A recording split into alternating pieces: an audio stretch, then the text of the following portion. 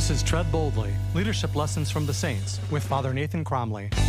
My name is Father Cromly. I'm the president of the St. John Institute, and this is Tread Boldly, Leadership Lessons from the Saints. Any astute reader of the Gospels is familiar with the story in Matthew chapter 14, where Simon Peter walks on water. Not only is this miracle astounding because of its very nature, but it's also astounding because it follows upon the feeding of the 4,000 by Jesus without any natural means to do so. It's almost as if Christ is demonstrating his absolute sovereignty over all things and asking Simon Peter to lead his fellow apostles by faith. Peter willingly puts everything on the line to follow Christ, trusting in his power so completely that he walks on water. That is, until he notices the wind and the waves arrayed against him, and then begins to sink, calling out to Jesus, "Lord, save me."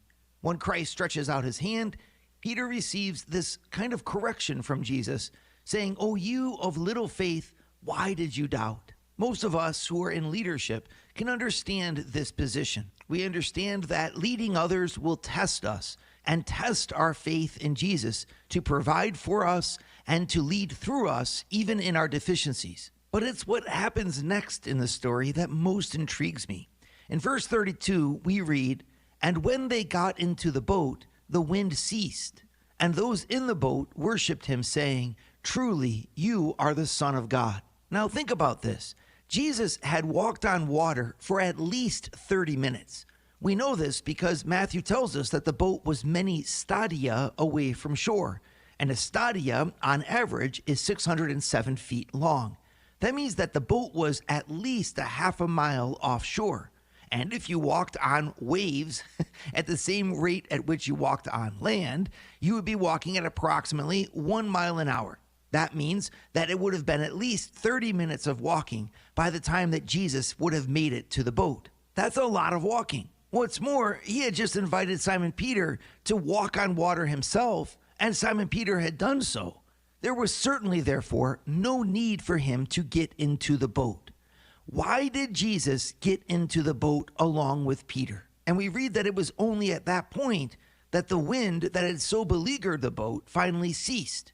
The apostles found rest, the boat found its natural course, and all was well again when Jesus got back into the boat. It was such a surprising miracle that it says that those in the boat, that is the 12 apostles, worshiped Jesus. That word usually means bowing down before him physically, saying, "You truly are the Son of God."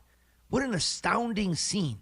Jesus Christ getting back into the boat that he did not have to get into. I think this is important because it underlies something important about the leadership of Simon Peter. Even though Simon Peter was, by the power of Christ, enabled to walk on water, doing things that were completely outside the scope of nature and outside of the ordinary, Jesus wanted him to lead most of the time from inside the boat. I think this is a good lesson for all of us. Sometimes in our leadership, we feel like everything is just normal. Since everything is ho-hum, or at least on target, it could seem that leadership is actually unnecessary or even boring. After all, most mothers who stay at home don't consider themselves leaders, even though they're running the economy of an entire family, dictating times, running schedules, working to find what works best for each member of the family, even while allowing the whole family to thrive. Being a mother is an incredible act of leadership. It's almost as if the most powerful forms of leadership are often unseen, unrecognized, and unthanked. No one considers it a miracle to ride in a boat, even though they might see it a miracle to walk on water.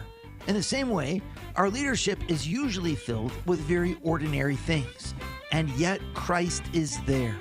He sanctifies the ordinary. He doesn't always work by asking us to walk on water. Sometimes he asks us to tread boldly by staying in the boat. It's there that he meets us, and it's there that he can receive the worship of our praise and thanksgiving. And Simon Peter is there, the same one who tread boldly on the waves, now calmly rows the boat.